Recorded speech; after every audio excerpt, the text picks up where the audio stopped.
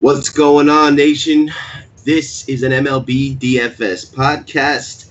I am your host, Paulie D, and I'm joined by the freaky one himself, Johnny the Greek. What's up, Johnny? Not much, man.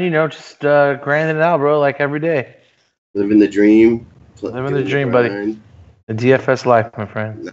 Nice. Yeah, we do have some owls up top tonight. Hopefully, while on the show, they will go final, and we can reveal them. But good night overall. If you caught CK this morning in the classroom session or the Y stream this afternoon, we were pretty much on the goods, and that's why we got some guys at the top of some tournaments today. So, good day all around. Love when that happens. We got a nice Wednesday. I love Wednesdays, splitting it up 5 games early, 10 games late. We're just going to cover the main now, but we will have content tomorrow for the early slate. The poll will be out and some written articles. Jump on what we find. But we're going to do our first looks here. Johnny, my man, have you looked at the slate yet, or is this your true first?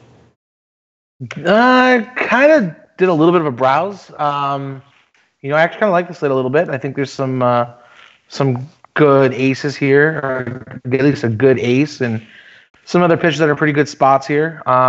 There's a couple guys, as you were talking, I'm looking up here that I haven't heard of. I think it's either their first or second go round here, so or they've been like relievers. So trying to do some little digging in here as we get going. Okay, cool. 10 games. I like that sizing. And, outside of DeGrom, like you said, we've got, kind of like a middle tier kind of pitching slate, which I like a lot. And, it is a good slate. There's a good mix, and, we'll break it down for you. Let's start it off. The first game I've got is my New York Yankees and CC Sabathia taking on the Texas Rangers and Doug Fister. Wish Patio Joe was here. Looks like the Yanks are minus 179, and we've got a 10-run total. Yanks are projected for 5.8 as of this time. What do you think with this spot? Yeah, same kind of thing as yesterday and today. I think both offenses are in good spots here. I think you can definitely attack both sides. It didn't really work out so well for the Yankees today. I think they come back tomorrow roaring against Doug Fister. So. No pitching for me, but I like both offenses tomorrow. It's a great hitting environment with the high run total. Gleyber Torres continued his forward. He's hitting another homer today for the Yankees. 3 in the series so far, yeah. And the Rangers do seem to be heating up. I mean, I think the guy we threw out there, German, he still needs some development. So I kind of thought the Rangers were in a good spot. But I played the wrong ones. I had Odor and Gallo, and it was more Profar tonight and Kiner Falafa, but I tend to agree. I don't think we're going to be pitching these guys, and any of the Yankees bats are going to be in play. It's just a matter of profiling. I think you could take either side against Fister, and they're probably all going to profile well. It's just going to depend on how much salary we got based on pitching. And, CC, I actually, I don't think we'll do that bad here. I think, with Texas, you really want a righty pitching if you're going to use their bats. No one that really jumps off the page at me right now on the Texas side, but obviously the Yankees are in play for me. The next game, we got the Atlanta Braves and Luis Gohara, the rookie sensation, taking on the Philadelphia Phillies and Jake Arrieta. The Phillies right now are minus 125 favorites, and we have a 8.5 run total there. What do you think? Yeah, so I'm doing a little looking into Gohara as we speak here. He's a lefty.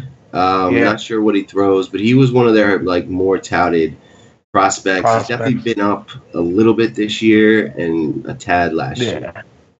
Yeah, he's a strikeout per inning kind of guy in general.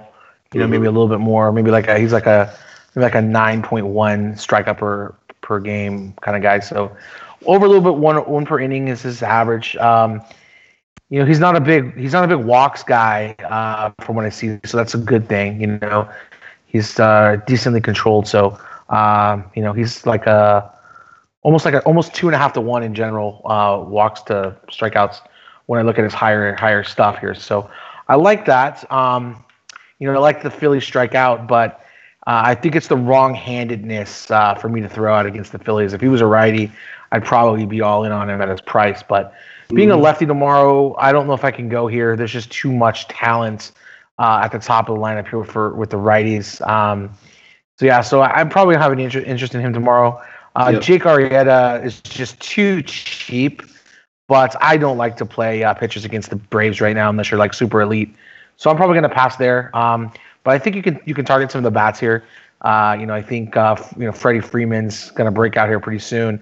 Albies hit a home run again today. He's just on fire.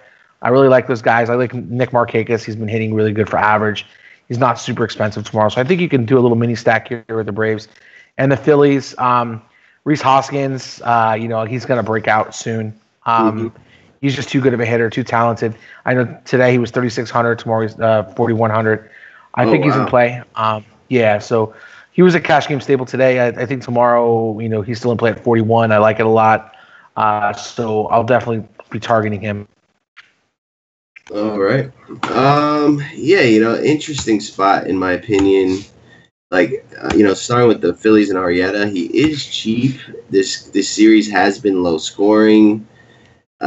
I'd have to profile it out. I'm assuming Albies and Freeman are going to be scary, but it's like I'm not going to cross him off just yet. And then Gohara, if he was cheaper, $5K, 6.6 seems high. I got to find out how many pitches we can expect out of him. He could be in the conversation too. I don't think either of these guys make the final cut, but for now, I guess they're sort of in play.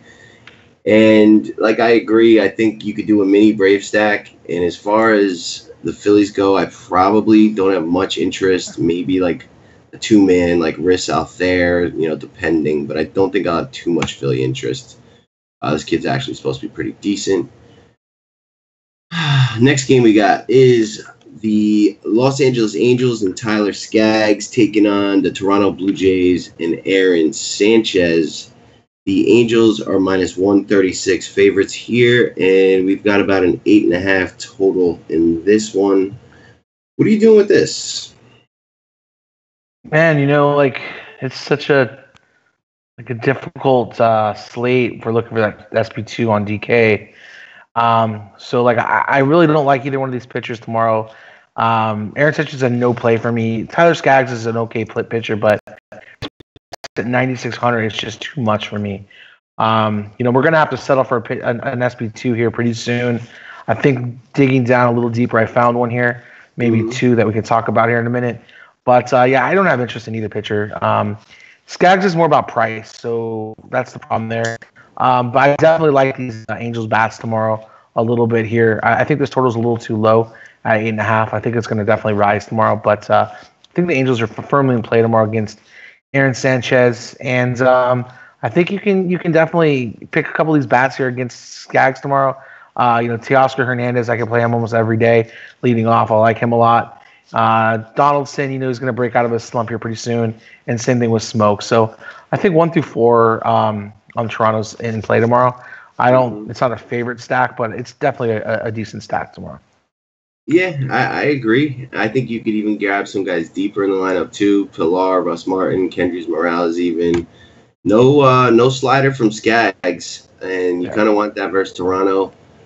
I agree. I don't think I'll find myself using Skaggs, and I could find myself, with some Toronto bats.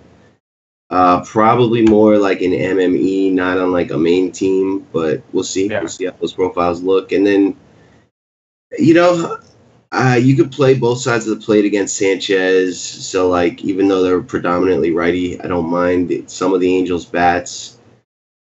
Just, I don't know. It'd probably be a mini stack more than an all-out 4 or 5 man on DK. Obviously, you can play Mike Trout anytime, but Upton, he got sort of hurt. He got hit in the hand. So I don't know if you want to go there yet. I have to take a look, see what he's done. Then it just gets kind of blah, Pujols, Kinsler, Simmons, Kozar, like they're all right, but I think we could probably do better on a 10-game slate. So this game could end up being a cross-off with maybe a little bit of interest on the Blue Jays. Just in text message from Patio Joe saying, shout out to the Freak. Good call on the Indians tonight. Look at that. The nation recognizing the Freak. Next game, the Miami Marlins and Daniel Straley taking on CK's New York Mets and Jake DeGrom. Got the Mets minus 10 favorites, and right now we've got a 7-run total. 13-2 for DeGrom on DK. Let me see what he is on FanDuel, but what are you doing here? Yeah, I mean, we have to find a guy we have to play, and I think 10-4, DeGrom is in the best. On FanDuel. It's much better price there than on DraftKings, but we have to play a guy, and he's the safest guy probably for cash games right now, as I'm seeing it, and it's definitely an 13-2. But really on this slate, I mean, where are you going to go for your pitcher if you want to be safe? I don't think you need to go here in GPPs, but I definitely think in cash he's the best play. He's going to be super chalky tomorrow in cash games, so I probably won't go here in GPPs because I don't want to play a 50%, 60% owned DeGrom in a short slate. So in cash games, it's probably a lock. And then Dan Straley, no interest at all. I don't know why DraftKings has him priced so high. I think he should be cheaper than he is. But yeah, for me, DeGrom, no Marlins because I'm going to pitch DeGrom. And I think that some of these lefties for the Mets can definitely get us to Straley. So I think you can definitely look at 1 through 5, 1 through 6 even with Adrian Gonzalez there. And even though it's a righty on righty with Mesoraco, like a lot of people don't like to do that, he's got a lot of power, and Straley's not going to be in there forever. So you could include Mesoraco in your stack if you wanted to. Yeah, if he's in the lineup. So I'm with you. DeGrom and cash, probably not in tournaments on DK at 13-2. Like that's just a lot. And like you said, he's really highly owned. Yeah, had a really good game. The Marlins do, seem to be ace killers. I kind of agree with you. Like my first thought was like I love playing DeGrom against the Marlins, but there's no like other pivots where I'm getting DeGrom lower owned and he has like a better game than most people think. He's like the clear, ace of the slate. So I kind of agree. I think in tournaments you fade him, and in cash you just throw him in there. On the other hand, I think Daniel Straley is still on the list, like not to be crossed off yet. Did just have a really good performance. And this Mets lineup's kind of beat down. So, like, we'll see what they put out tomorrow. But, if it's that Nemo, Wilmer Flores batting third, Jay Bruce batting fourth, like, Mesoraco still out kind of lineup, then I think we could look there. He's kind of reverse split C historically. So, like, the righties are the ones you kind of want more from the Mets, and they don't have anyone that's really exciting. So I think Straley's in the conversation at 6'3". He's probably more of like a guy to pair with DeGrom and cash, possibly. Like, it's a good big park, blah, blah, blah. And the Mets have been striking out, so I don't think we should cross him off just yet, but we'll see. I mean, by tomorrow, he could be an afterthought, but I do think he's worth consideration right now. I'm really not interested in the bats on either side. Yeah, I mean, Straley's not a terrible pitcher. It's just I don't like the price. That's what I was at. I don't like the price at 63. Yeah, because we got a pitcher that is coming up here in a minute that's got tremendous upside that's at the same price. So I can't go there with Straley. I can't. It's just if he was like 5,500, like I would go there. But we got a pretty decent matchup coming up here in a couple games. Okay, I mean it's the next game, so we can talk about it. David it is the next game. Okay, and the Red Sox. There we go. Taking on Chris Archer and the Rays. Chris Archer is 6'7" on DraftKings, very low price. Would you use Chris Archer in cash here at this price, or is that a tournament play only against the Rays? No, yeah, I think he's a cash game play on this slate. He was against the Angels, and he was the same price last time out. And he absolutely dominated the Angels game, Angels there. So I think at home in the bigger ballpark, where they suppress home runs to right-handers. This is a really good matchup for him for the price. I don't like the team he's playing, but I like the price and the ballpark. I don't think he gets his face mashed in tomorrow. I think he can put up in the high teens, maybe 20s. The total's very low here, so it's kind of agreeing with us. And I think both these pitchers are definitely in play tomorrow.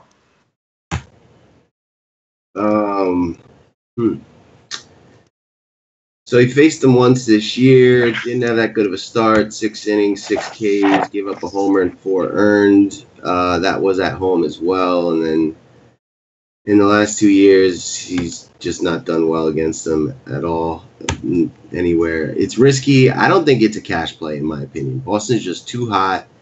I do like the park, and I do like Chris Archer a lot, but I think he's going to be pretty popular, though, just because of the name brand. Sure. And that's what I'm thinking. Like, I get what you're saying. Like, there's a lot of risk there. But I think in all the SP2s that we're looking at, there's a lot of risk. I just think that people are going to see his name, the talent, and what he did against the Angels recently at the same price point, and they're going to go there. I didn't think he was going to be as popular as he was when he was facing the Angels, but he was chalk. So yeah, I just think that's a 6 or an 8 game slate with like not a ton of options too, though. It was like him and like I think it was like a similar kind of slate like without DeGrom, I believe. Hey, he's in the conversation for both right now, but my first instinct is like, I don't know about that in cash. Like it seems like a tournament, like big downside, big upside kind of play. I totally understand what you're saying. I just think like looking at what's on the slate right now and the prices they're at, like I think a lot of people are going to go there. There's one other play that we're looking at here that I'm looking at, and that's probably the next game here, but. I think besides that, like Archer's going to be really highly owned. Like I don't see anybody going to Cobb for 5,400 or Dylan Covey for 52 or Marco Gonzalez for 61. I mean, Marco Gonzalez is probably a decent option, but he's only $600 cheaper than Archer. Like I think a lot of guys are going to go to that Archer. Just the name alone is going to draw a lot of ownership. I can agree with that. I can definitely agree, but I don't know if it's the right ownership or not. And I'm not saying it's the right play, but for me in cash, I'm gonna follow the chalk there for the block, and then just get difference with my bats. So, okay. What do you think about David Price on the other side? Probably just a GPP idea, but what do you think about that? Price looked really good last game. If I might just decide tomorrow in cash to pay down and go to Price and not pay for DeGrom tomorrow, and just play more of a 2 pitchers that I like that I can afford. So I think that might be a viable strategy. Maybe go to let's see, maybe go to like him and go down to like Kyle Freeland or something. Kenta Maeda. There's options. Yeah, something like that. Skaggs, I guess, but I don't want to maybe Lester. Something like that. Yeah, like if you don't want to pay all the way up for DeGrom and like try to like get a cheap SP2 in so you can still get your bats in, maybe you go to like Price and somebody else. So I think Price is fine. He looked really good in his last game. Like he would have had a complete game, but he gave up that 2-run bomb to Manny Machado at the end of the game in the 9th inning. And then he got taken off the game. But yeah, I think he looks almost back to his like 2017 form. Interesting. I definitely agree that he's in play, especially if Wilson Ramos is out. I think I saw him get like pulled out of a game for injury. Yeah, he was catching right after the pitcher left the game, and he got hit in his catching hand. He had like a thumb protector on it, and he got hit when they took him out, so he might not play in this game. Yeah, so if he's out, that would help. Price, I'm not ready to just anoint him, totally back, but I am willing to acknowledge that, like, he's showing some signs of it. Big park. He does, get up for his former team. I think he struggled versus them recently, but he used to do pretty well versus them. And if you take Ramos out of the lineup, that's like, the one kind of difference maker bat that, like, you could see Price, like, giving up a bloop single, walking a guy, and then Ramos going deep. Like, now it's probably just CJ Cron, and he bats second. So don't forget about Adames today. Their call up that hit a home run off Sales. yeah, the kid Willie Adames, sure. Yeah, You take Wilson Ramos out, I think that's a plus, and absolutely. I think definitely in tournaments he's an option, especially coming off of DeGrom. And I think a Boston stack in tournaments is you can do it every day, but if Chris Archer is going to be highly owned, I think it makes a ton of sense to leverage against him. They faced him a bunch. We probably have some decent samples. I'm willing to guess that one of Betts or Benintendi or Hanley have some good BVP against him. And, I think if he's going to be that highly owned Chris Archer, you could definitely look at a Boston leverage stack in tournaments. Interesting game there. See how the line moves, etc. Next game, we got Pittsburgh Pirates taking on the Cincinnati Reds. Chad Cool for Pittsburgh taking on Homer Bailey for the Reds. This was the stack tonight that has put some guys ahead in tournaments, just game stacking this Reds Pittsburgh. And we have two kind of bad pitchers again. Pirates are minus 115 favorites, and it looks like we've got a 9.5 total here at Great American Ballpark. What do you think? Yeah, I mean, it's always a good idea. I always look on paper, this Pittsburgh team, you see the total and stacked Pittsburgh, they're low owned. But then you forget they just don't have a lot of power, and they don't really hit a lot of home runs. So it's always hard to stack them because when you're building the stack, it just doesn't look so good. I kind of faced that today because I really did want to stack them. But when it came to push the shove, I ended up with more of the Cincinnati side. So I like Cincinnati. I think Cincinnati's in play tomorrow against Cool. And I do have interest in the Pittsburgh bats here against Homer Bailey. I mean, Homer's in his name, and he gives them up a lot. So I definitely think you can go there. No pitchers for me. I think it's going to take the bats here. Yeah, I agree. I don't think we need to look at either of these pitchers in this park on this slate. And, the bats appeal to me. Not sure if they're my favorite spot. I do like the low ownedness that you can get with Pittsburgh, and you can grab guys like Austin Meadows, the rookie phenom, Colin Moran at 1% ownership, Corey Dickerson. Josh Bell, I doubt, just makes the cut at first base with a handful of decent first basemen we've already talked about. But you can play Polanco too, and you can play righties against Homer Bailey, so depending what the Pirates lineup looks like. And then with the Reds, you're going to want the lefties, and that's going to be, Votto, Scooter, Schebler, Tucker Barnhart, especially if he's at the top of the order. We'll see where Billy Hamilton and Jesse Winker pan out, but definitely going to look at the lefties on the Reds, and, I can fully get behind playing those bats as well. The next game we've got is the Cleveland Indians, and I've got Adam Plutko taking on the Chicago Cubs and John Lester. I've got the Cubs as minus 163 favorites, and I do not have a total as of right now. Chicago, so you won't get one until later tomorrow. Yeah, looks like the wind is mildly blowing in, so expect the usual lower side over under. I would guess 8.5, maybe with a rookie pitcher for Cleveland. You know anything about this Plutko kid? I was doing a little bit of research on him. He looks like he's a pretty controlled guy. He doesn't give up a lot of walks. He's like a 4.5 strikeout to walk guy, but he's not a big strikeout guy. He's probably like a 7K per 9 kind of a guy. So we're not looking at a major strikeout guy. He's got a little bit of work already this year, with Cleveland. Nothing spectacular. He's given up a few home runs. He gave up, pitched against Toronto, went 7 innings, gave up 3 earned runs. There were 3 home runs with 6 Ks. So he ended up putting up 22.9 points against Toronto, but again, he gave up a lot of home runs. I don't think this is the right team to pitch him at. His price is okay, but Chicago has a lot of power, and he's not a big strikeout guy. It's not a guy I want to pitch against Chicago. I don't want to pitch to contact guys. So probably won't go there tomorrow. Leicester, I can't pitch anybody against Cleveland. They're too hot. They were my under-owned stack today, and they came through as well. So I'm off both of the pitchers. I think both the offenses are definitely viable tomorrow. Yeah, I'm with you. I'm trying to find this game. Yeah, I mean, 7 innings is interesting. You'll know that they'll let him go. He replaced Tomlin in the starting lineup, just so you know. Okay, and as like, did Tomlin get hurt or did they demote? No, he's in the bullpen now. He got demoted. Okay, all right. So that means they kind of have some confidence in this kid. Just trying to see where those home runs came from. One was Donaldson, one was Solarte, so that was from the left side, and one from Aledmys Diaz. So 2 to righties, 1 to lefties.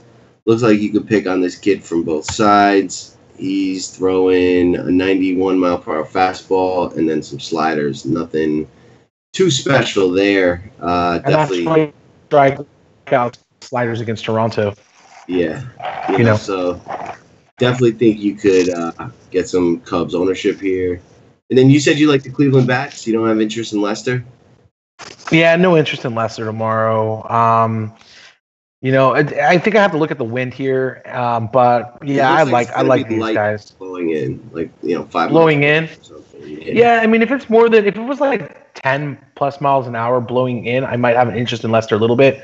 But Cleveland, I think, has been hitting pretty well. I like them. The only thing that Cleveland has going against them is they're losing their DH here. But again, that didn't affect them today, so I think they're in play. I'm just really not a big Lester guy. You know what I mean?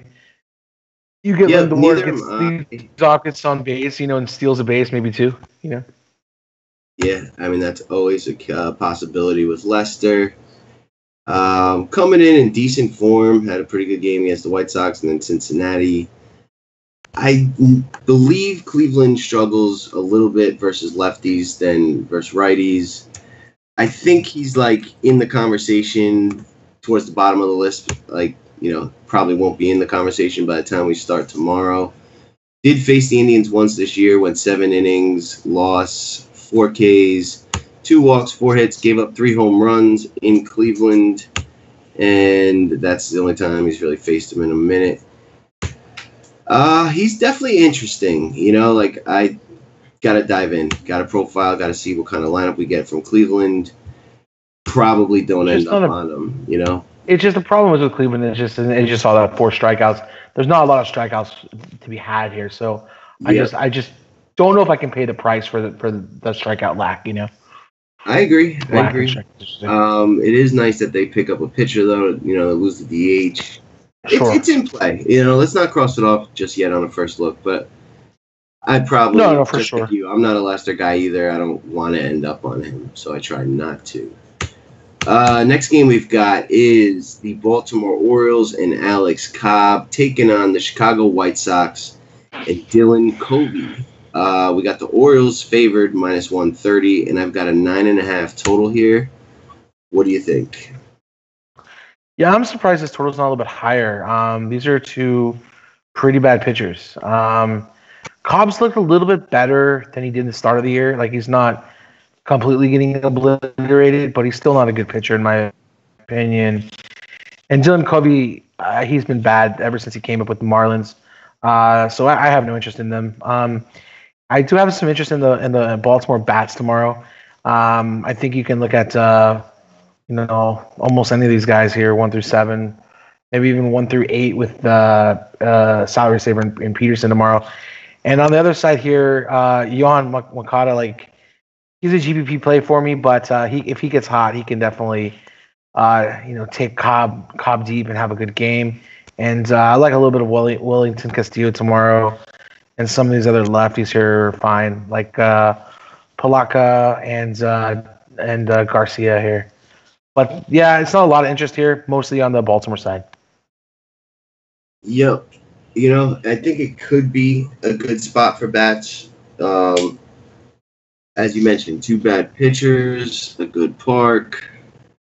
The White Sox, Abreu seems to be heating up, and, Moncada's been pretty good. He's like a Albies light. And, with Abreu getting going, it really helps this lineup. So I can get behind them against Cobb, a guy I don't really believe in. And then, on the flip side, Covey has shown me some signs of, potential, being decent. But for the most part, he's gotten beat up. Baltimore bats, have woken up. recently, like obviously Machado's a monster, and then if guys like Mancini and Jones and Scope get going, Trumbo coming back and doing a little damage, I gotta see what Kobe gives up to the righties before I make a decision. He is really cheap. He could be paired with like a DeGrom in tournaments, but I doubt it. I think I'd probably lean towards both bats here. But if Kobe's like dominant to righties, then maybe, because Baltimore just doesn't have much left-handers. But they usually do well against right-handed pitching, so I doubt he profiles out too well. Last two games we've got is the Seattle Mariners and Marco Gonzalez taking on Daniel Gossett and the Oakland A's. I do not have a line right now or an over-under for this game, probably because one of these guys was not supposed to start and is now starting kind of situation. But what are you thinking here? Yeah, I mean, I'm sure we're going to hear somebody talking tomorrow about Marco Gonzalez, as a good pitcher for cash games. I'm sure that's going to happen. Happened last slate, didn't work out. I don't think this is the right matchup for him, though, against the A's that have a lot of good righties here that have power. So I don't think this is a great matchup for him. So I think that this total is going to be a pretty high total tomorrow. It should be, because I think offenses are going to be pretty high scoring tomorrow. You got Daniel Gossett is terrible, and he's going to get a bunch of good hitters here on Seattle. So I like both offenses. No pitchers for me. I think Oakland's going to be pretty highly owned tomorrow against Gonzalez. Interesting. Yeah, Gossett has not looked good of late. Not sure. I guess those were starts in April. Seattle's been equally kind of struggling lately. Losing Cano kind of took a dynamic out of their lineup. Now they lost D. Gordon. Yeah, they lost D. Gordon. I don't see myself ever getting on Daniel Gossett, but maybe I just don't really attack him too much. And then, I'm not going to pitch Marco Gonzalez. He's just not a good DFS pitcher. He might be a decent real-life pitcher where he's got very good control, but he doesn't overpower guys, so he doesn't get him many strikeouts, and he just doesn't give up a lot of walks. So for DFS, it's really not great. On this slate especially, there's just way better options, similar priced. Like, I don't see any world where you ever go to him instead of find 800 more for Chris Archer, a handful of guys we talked about, like Daniel Straley, maybe you want to take a shot on like an Aaron Sanchez, even CC or Jake Arrieta at 6'9", or Gohara. So I don't think you need to go there. I don't know if the A's will be popular. They really never are, but there's not a ton of great offensive spots. We got that Reds game, and I don't know, like the Yankees, Texas, but I could see them having a little bit of ownership, and I'll have to dig into those matchups and see how they profile before I decide if I want to use their bats or not. Last game is the Colorado Rockies and Kyle Freeland, who is 10.1K on DraftKings. Never thought I'd see the day. Taking on the Los Angeles Dodgers and Kenta Maeda. The Dodgers are minus 166 favorites. And we have a 7.5 run total in this one. What are you doing here, Johnny boy? Yeah. Again, like this slate, I see the merit with all this, everybody overpriced on the slate. Everybody is. Kyle Freeland being 10-1. I mean, it's a lot for him, but he's been just as good, if not better, than anybody on this slate. Look at his game logs. He's been really good. So it makes a ton of sense. If they're gonna, if I'm gonna pay, whatever, He's 3.2K more than Chris Archer. Did you ever think you would see that? Never. No. I agree. It's crazy, but when you're charging, when you're gonna pay 9.6 for Tyler Skaggs, like it's kind of comparable, Sure. Then you're looking at Maeda at 9,800, who has done nothing but the last game he blew up. He had 36 points, but before that he did nothing. So it's like there's something wrong with the price algorithm here, and that's why I was talking to Chris Archer so much. It's like I way rather take a chance and pay 6-7 for Archer and get some bats in than pay 10-1 for Freeland.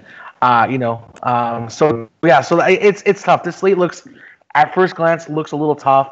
I'm sure once we do our dive in and we look at everything, we'll like it and everything will be peachy. But for me, like on first glance, like I think I'm kind of gonna go, like I like the middle tier pitching a little bit more than I like the high end. So I think I'm probably gonna go there. I'm probably, if I don't like it as a cash game play, I just probably won't play cash and just do more GPPs tomorrow.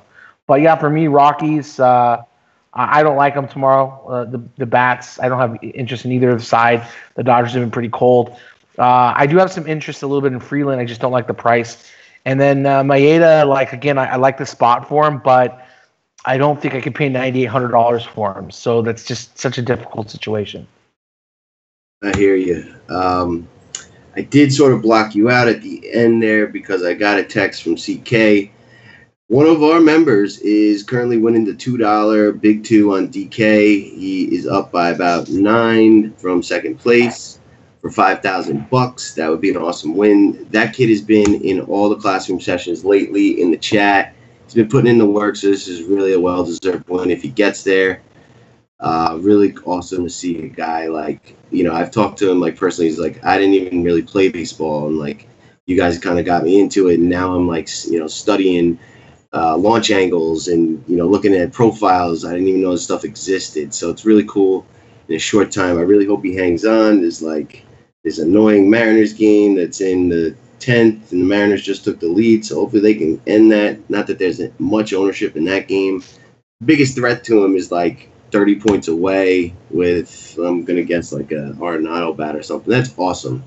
This is why we do what we do. And we have another pretty awesome sweat going on that I will celebrate once it happens.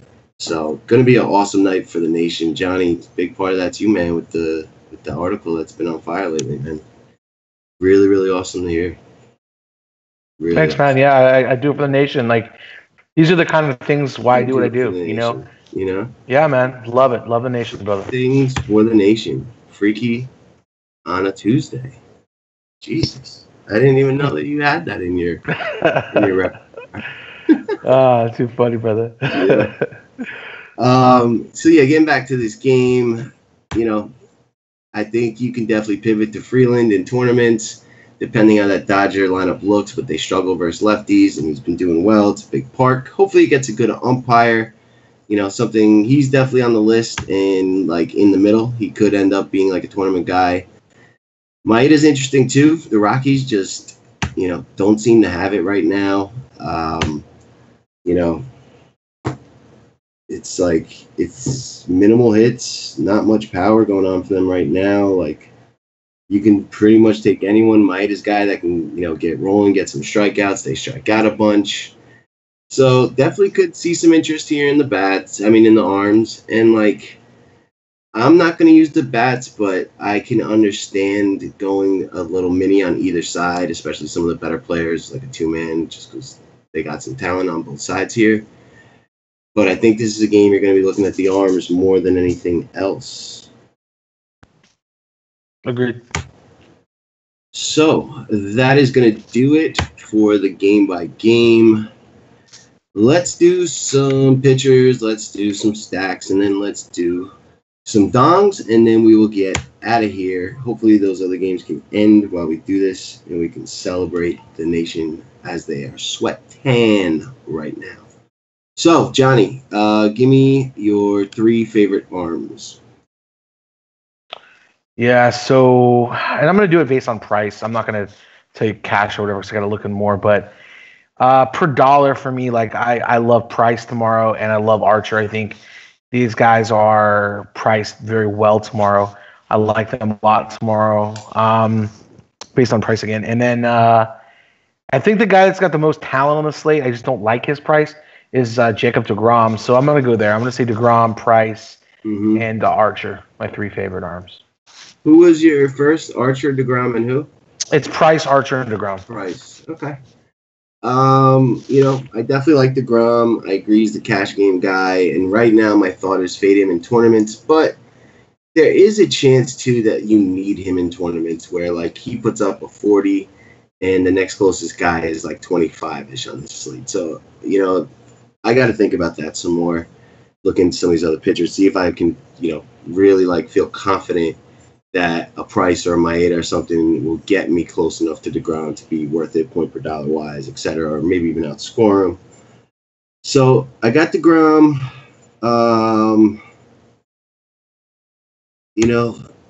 Nothing really jumped out at me like crazy, but I do like Dan Straley, especially with the Mets struggling and being kind of banged up. And I will go with Kenta Maeda. Okay. All right, stacks. Who are we stacking up tomorrow? Yeah, so on first glance, Baltimore looks really good to me. I like Baltimore.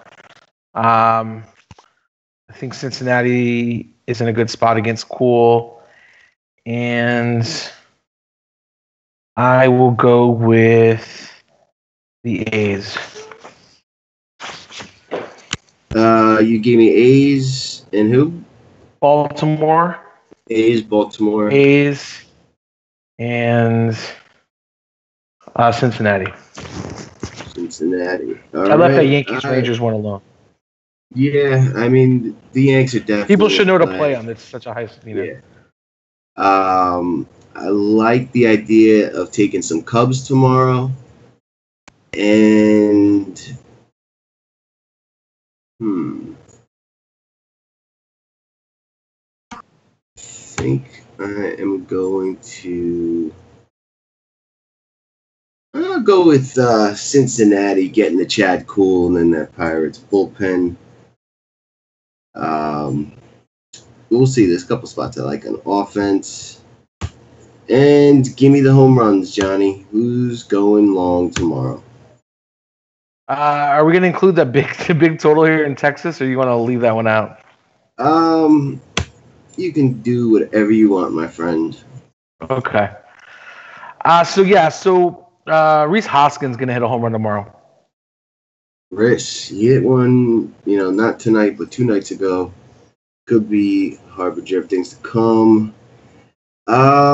Give me.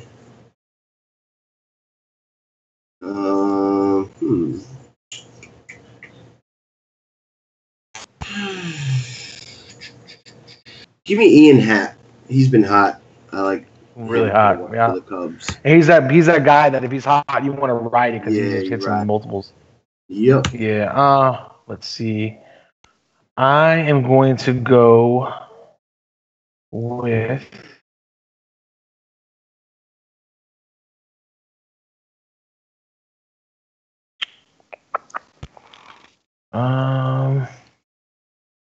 Matt Chapman. Matt Chapman against the lefty. Cool. Yeah. I mean, I like the way he's been hitting the ball lately.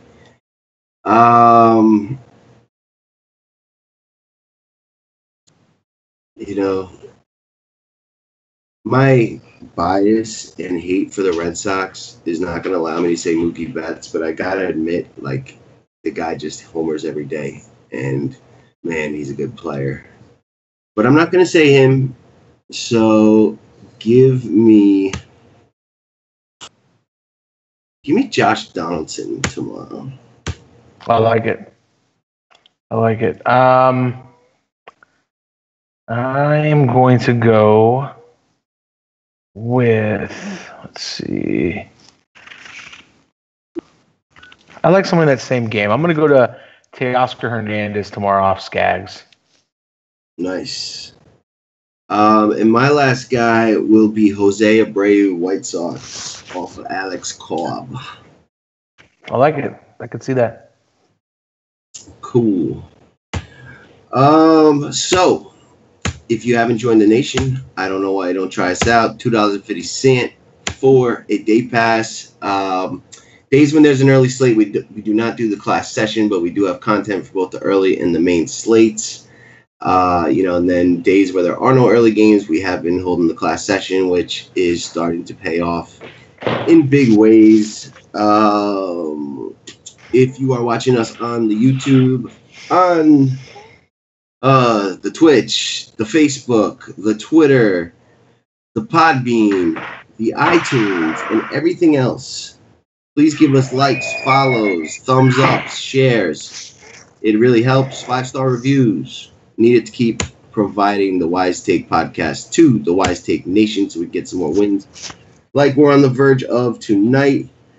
Before we get out of here, good luck to my dude CK, who is at the top of the $75 3-entry max, I believe it is, on DK, as well as MGE Gelfan 530 at the top of that $2 Big 2 for 5K. Hopefully there's other screenshots out there. The nation is heating up real hot the last 10 days, and I don't see why that won't continue tomorrow. Anything you want to say, Johnny, before we get out? Yeah, just like I say on the Friday show, like this is a great day to get a day pass, so you could check out the 2 slates.